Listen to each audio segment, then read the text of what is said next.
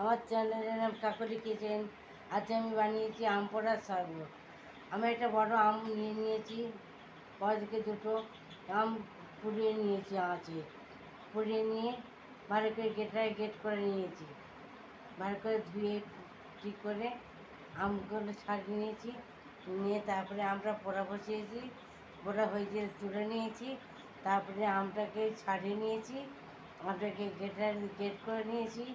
Gate করে নিয়ে তার মধ্যে দিয়েছি একটু পরিমাণ মতো চিনি, একটু এক চটকি সাদা নুন, এক চটকি বিট নুন, এক চামচ গোলমরিচ দিয়ে ভালো করে ফেটে নিয়েছি।